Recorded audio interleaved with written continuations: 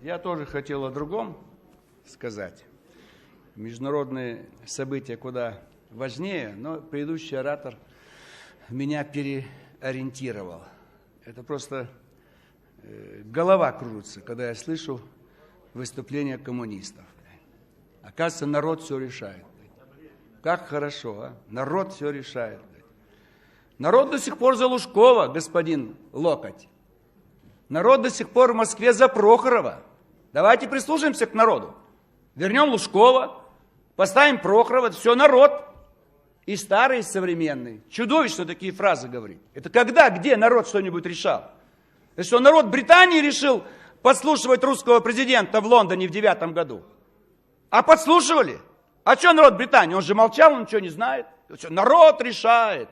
Да народ Америки решает бомбить Сирию в ближайшее время. Прекратите здесь кликушествовать. Народ никогда нигде ничего не решал и никогда не будет решать. И не прикрывайтесь народом. Вы 73 года от имени народа управляли. Вам не нравится изменение устава, как выбирать мэра города Новосибирска. А нам нравилось, когда ваши райкомы нас задвигали. Горбачев разрешил выборы на альтернативной основе. Демократия, как хорошо. Я выдвигаюсь, коллектив меня выдвигает, секретарь парткома проигрывает, а Дзержинский райком КПСС задвигает. Чего же мы тогда так не выступали на трибунах?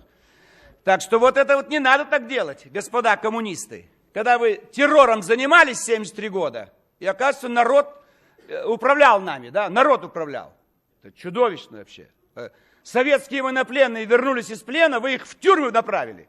Америка им награды дала, Британия, Франция, их на руках носили, пленных из немецких лагерей.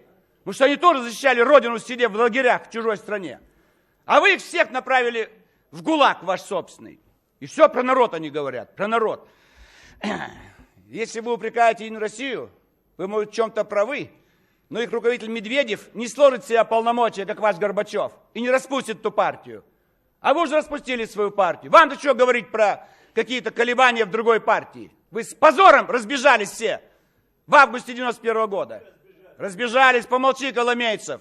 Сидишь, как хулиган в первом классе, и из задней парты все время что-то лопочешь, нарушая регламент. Мы, когда Локоть здесь нес ахинею, хоть слово сказали ему, мы противники Локотя и вашей партии, но мы дали вам право выступать, это вам по регламенту положено. Вы до сих пор нарушаете и новую конституцию, и все остальное. Дай вам оружие, вы перестреляете нас всех. Завтра дай оружие вам, вы нас всех здесь перестреляете. И скажете, что народ этого требует. Народ требует. Вот видите, все. Они сидят готовые к убийствам. Вы с ними должны в одном зале сидеть. Что-то случится в России, они снова нас будут гнать и расстреливать везде. Это же проблема. Поэтому можно говорить о недостатках и надо. Но не надо призывать к тому и говорить о том, что вы делаете. Любая правящая партия правильно защищает себя. Во всех странах мира меняют законы до упора. Пока она может оставаться у власти, она себя защищает. Разве ваш Ленин не говорил, что любая революция стоит хоть чего-то, если она способна себя защищать? С оружием в руках защищать. А это люди через закон. Ну, поменяли устав. Им так выгодно сегодня. Почему не должны с вами бороться? Вы же говорите про большинство, что у вас там везде голосуют за коммунистов. Надо проверить психическое состояние тех, кто голосует за коммунистов. До сих пор еще. До сих пор голосуют за тех, кто уничтожил две страны. И царскую Россию, и советскую Россию. Вы же уничтожили. Помолчите, посидите. Если вы продолжаете защищать советскую власть КПСС, тогда прямо так и скажите, что вы преемники КПСС. Если вы призываете Единую Россию отвечать за все, что сделало их правительство, тогда вы сперва ответьте за все, что сделали вы при советской власти. За всех убитых и покалеченных, расстрелянных, так сказать. Вот об этом скажите. Вы об этом сперва скажите, сделайте, идите под суд все, мы вас всех повесим, тогда займемся Единой Россией. Сперва вы на плаху, потом они. А ну хочешь давать Единой России, это, понимаете, у вас тут что-то там создали фронт, и что дальше? Значит, если будет создаваться новая партия, будем говорить, вот теперь все, конец. Слушайте, создаются партии каждый день. Причем здесь делать вывод, что чей-то авторитет падает, демократия развивается, появляются новые партии и будут появляться. Поэтому здесь не надо делать выводов, что где-то чей-то авторитет. Сперва давайте ответим за кровь. пока вы за кровь не ответите и за трупы, исчисляемые миллионами, вы не имеете права ни одной партии делать ни единого замечания. А кто имеет право? ЛДПР. Только ЛДПР. Потому что мы сегодня, это не наше правительство, хотя мы с удовольствием бы направили своих людей в правительство. Мы не были при советской власти, вы нас душили и давили. Вы в лагерь посадили моего отца. За что вы в лагерь посадили моего отца? За то, что у его отца была маленькая фабрика, а сегодня вы не можете эти фабрики строить. Не можете, потому что безголовые и безрукие. А мой дед построил в 905 году.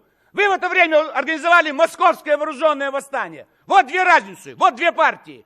Одна фабрики строит, другая организует вооруженное восстание в городе Москве. Поэтому вот вы должны все иметь в виду. Потому что мы вас будем оценивать за 100 лет вашего террора и произвола. Мы не хвалим всех остальных партий, но они имеют право. «Справедливой России» могут называть себя левой и иметь людей в списках Forbes. Это новые левые.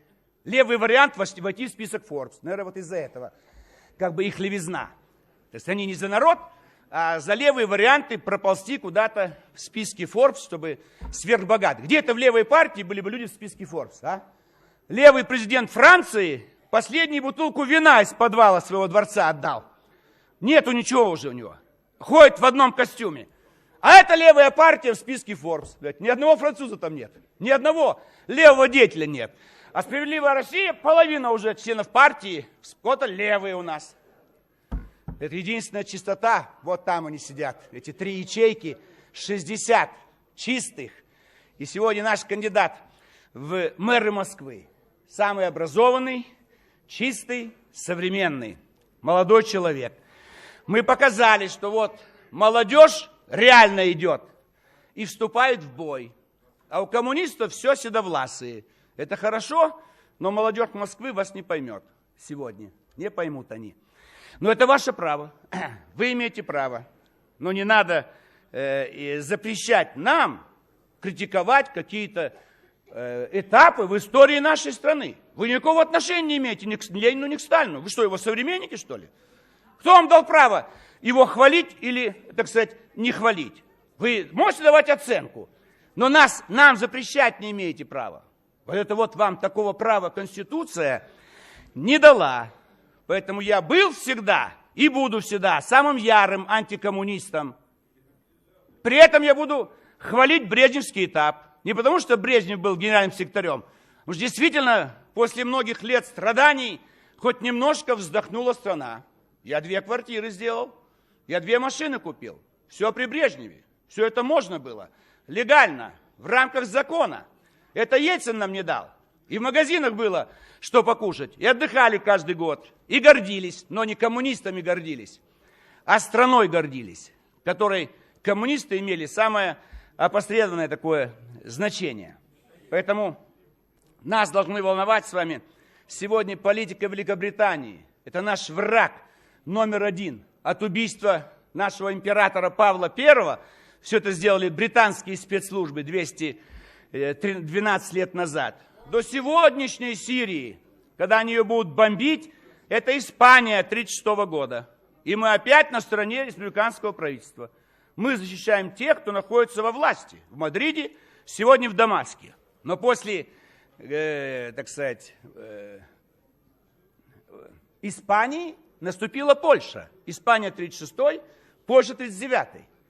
Значит, у нас Сирия 2013, потом будет Иран 2015 год. А после Польши что было? Куда они двинулись? Дальше Россия пошла уже. Куда после Ирана двигаться? Кавказ. А там уже стоит русская армия. Прямое столкновение с русской армией. В это время с Афганистана талибы возьмут власть и для компенсации ущерба двинут в Среднюю Азию. Там легко расколошматить всех их. Потому что при советской власти они ослабли.